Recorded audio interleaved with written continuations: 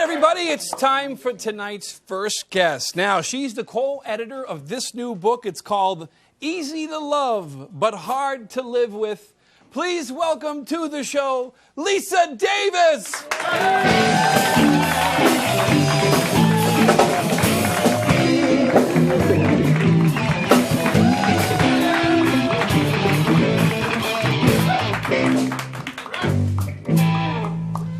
Reached out to Facebook, and you were asking people about stories because you had a story that you were thinking about and you wanted to put it into a book, and that's what led to Easy to Love but Hard to Live With. And it's actually essays that people have written that have invisible challenges and also that love people with invisible challenges. And you had a situation now with your mom, that something you grew up with and then you saw it in your daughter. And what was it that you saw with your mom? So my mother had something that they now call sensory processing disorder. And this is where everything is too loud and too bright and there's too much. She would sit in her room for 3 hours a day in the dark, meditating. But she was really just sitting there trying to avoid all the stimulus of the world.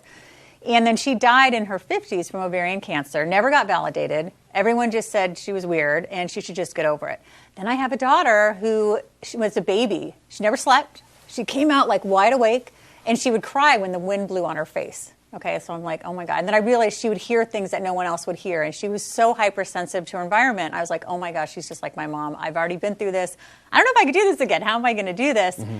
But then, we got tools and we figured out what to do. And I look back, I thought, my mom never got any tools, no validation. There must be other people out there who have invisible challenges. If you look at my mom, she was beautiful and funny and engaging. She kind of hit it, right? But there's people out there who are really suffering. So I thought if we share our stories, then it might help somebody else. Mm-hmm. That's fantastic. How about that, everybody? Now, while you shared your story about your mom and your daughter, and of course you love somebody with an invisible challenge, the co-editor of the book with you, her name is Tricia? Yes. And how do you say it? Bliven? Bliven Chazanoff. Chazanoff, okay. And now she actually suffered from OCD. Yes. So, but she wanted to do this book with you, and how hard was it for her?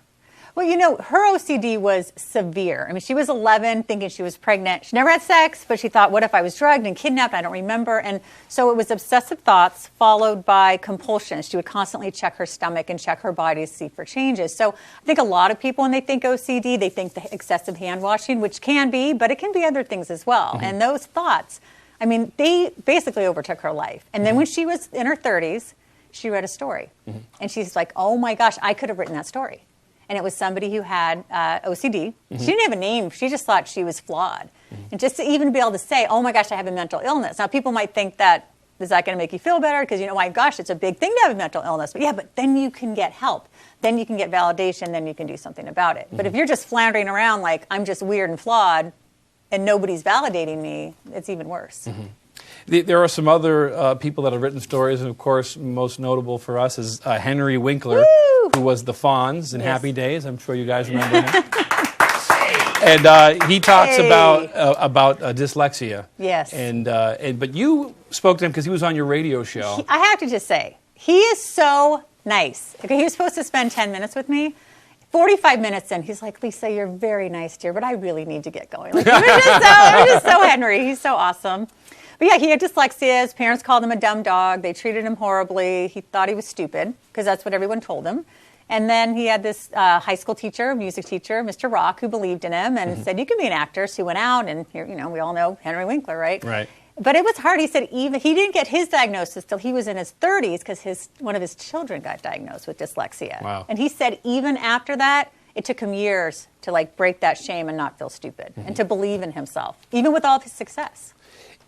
There's another story that you wanted to talk about before we go, and it was written by a man named Earl. It was called Because of Charlie. Oh, I love that story. This is such a beautiful story.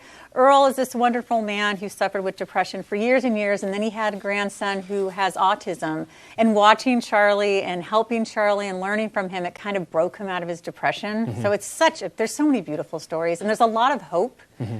We were talking to some of the people from Dr. Phil, I'm going to say this, and they wanted, we need people punching each other and throwing things through walls. And I'm like, no, they just might have some funny skill. They might be socially awkward or they might have some issues, but we're not talking about that. And these stories are of hope, and that's what we want to promote. Awareness and hope. And breaking the stigma of mental illness. Enough already with the stigma. It pisses me off. Am I allowed to say that? It really does, Yeah. right? I think what she did here is fantastic, and I hope people check out the book. They can find this on Amazon, Yes, right? please check it's out called the book. Easy to Love but Hard to Live With.